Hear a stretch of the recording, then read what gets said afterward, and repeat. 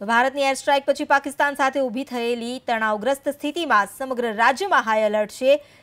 એક તરફ કચ્છમાં જ્યાં સેનાનો કાફલો ખડકી દેવાયો છે, બીએસએફના જવાનો રાઉન્ડ ધ ક્લોક અત્યારે પેટ્રોલિંગ કરી રહ્યા છે, સઘન ચેકિંગ વાહનોનું કરવામાં આવી રહ્યું છે। આ ઉપરાંત ગુજરાતમાં જેટલા પણ તીર્થધામ આવેલા છે, પ્રસિદ્ધ યાત્રા સ્થળો પર પણ સુરક્ષા વધારી દેવામાં આવી છે। માઈના ધામ અંબાજીમાં પણ અત્યારે પોલીસ તમામ વાહનોનું ચેકિંગ કરીને જ કોઈ પણ પ્રવાસીઓને પ્રવેશ આપી રહી છે। તો દ્વારકામાં પણ સુરક્ષા વ્યવસ્થા સઘન કરી દેવામાં આવી છે। સૌથી મહત્વનું સ્થાન સોમનાથ દરિયાઈ સીમા સાથે જોડાયેલું, ત્યારે સોમનાથ પર પણ એનએસજી કમાન્ડોનો કાફલો ખડકી દેવાયો છે।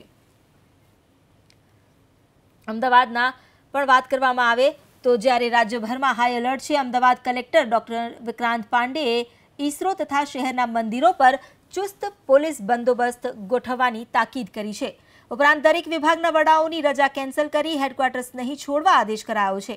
કર્મચારીઓની રજા પણ રદ કરી દેવા માટે વિભાગના વડાઓને સૂચન કરાયા છે।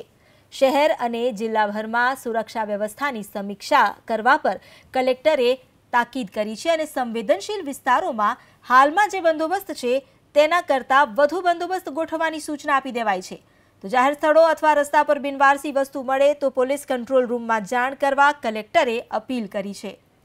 ભારત અને પાકિસ્તાન પર ચાલી રહેલ તણાવની સ્થિતિના વચ્ચે અમદાવાદની પોલીસ પણ એલર્ટ બની ગઈ છે।